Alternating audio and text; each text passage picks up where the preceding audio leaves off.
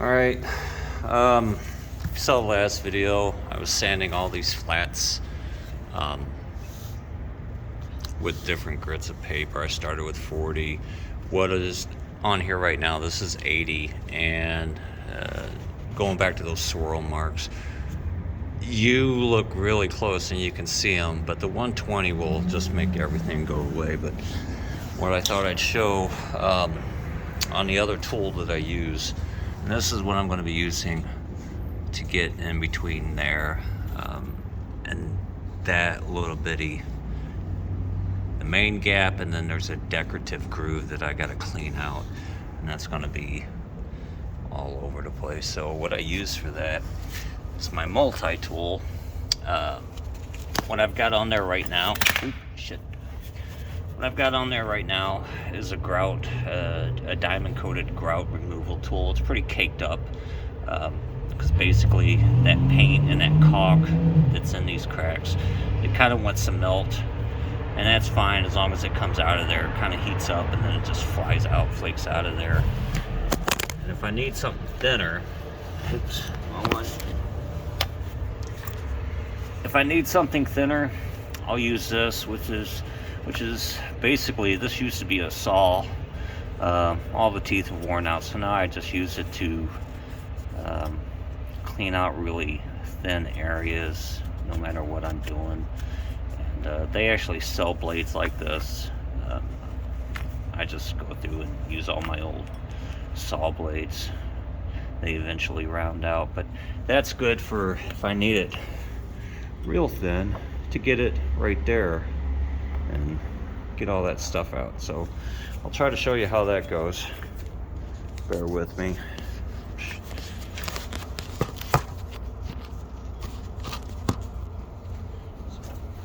About that for now. Alright. For this one, I am actually wearing ear protection. Probably should always be wearing ear protection, but this tool's got a high-pitched squeal to it, so I advise you to turn down the volume while this is going on. I'll try not to keep it too long, but I'll take out some of this stuff here, starting up here, I guess.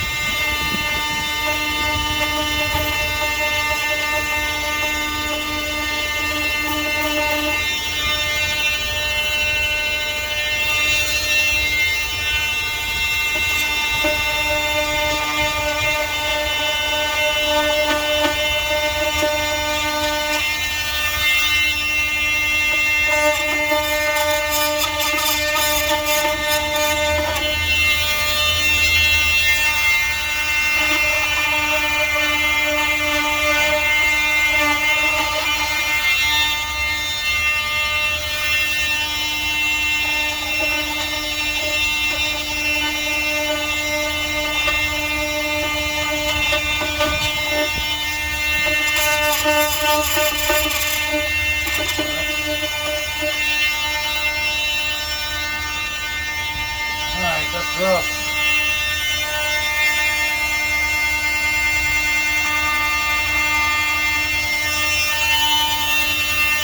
It's awkward sometimes. Doing this, I'm trying not to blast the camera.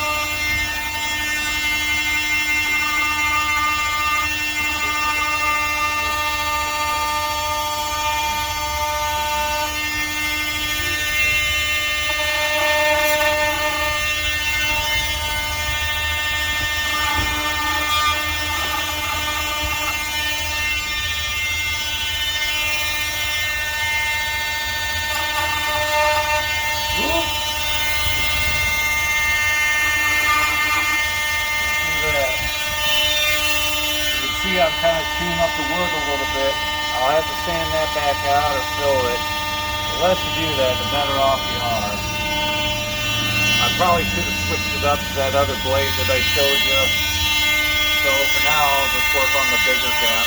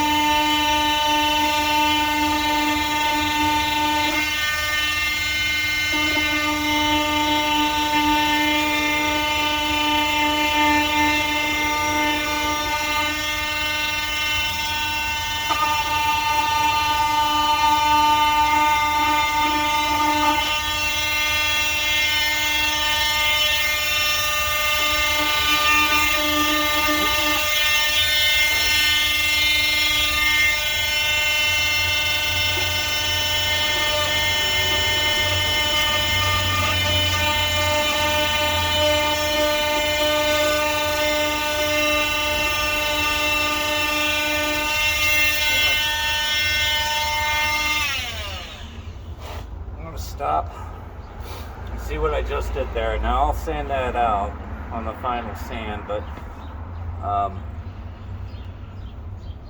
the less you do make mistakes like that, the better off you're going to be. And I'm going to stop now because I'm kind of sitting at an angle, so I'm trying to show you what I'm doing, but normally I'd be right in front and have more control over this. So, but you get the idea. There's actually, these gaps are supposed to be here. This is the way they used to build the doors back in the day. And what happens is your door, everybody's door, it expands and contracts with the seasons, right? So in the winter it shrinks, in summer it expands. So these are purposely left there so to give this door room to expand. Your kitchen cabinets are made pretty much the same way. If you ever look and you see that floating panel on the inside and then you got the trim around it and you wonder why that's not caulked or anything, it's because they do that so your door doesn't warp. It actually, that panel in there, it's called a floating panel, and it basically isn't really fastened. It's just clamped in there. It keeps in place merely by pressure. So these are the same way, but you can see that gets it out of there pretty well. Without it, I don't know what I'd do. I'd be sanding my ass off, you know, trying to get sandpaper in there, and eventually I'll do that after I get this paint out of here. Now, if you did see, you saw smoke coming out of here, and it does heat up that old paint or caulk or even the wood a little bit. So could you start a fire? I suppose if you kept on it, but honestly, it doesn't get that hot. The paint, you know, most of the smoke you see is just paint melting. So usually, unless you know, set it on there and walk away, forget about it, you know, then it's going to be pretty safe. So I'm going to continue, and when I go to step 3 with my other tool that I use to get all these putty holes cleaned out, all over these knot holes and such, so I can fill those in with stainable putty, I'll show you the finished result of this. But like I said, I'll stop now before I get too many of these, and it's more you're going to have to fix on the ass end. So it's tedious, but it's got to be done.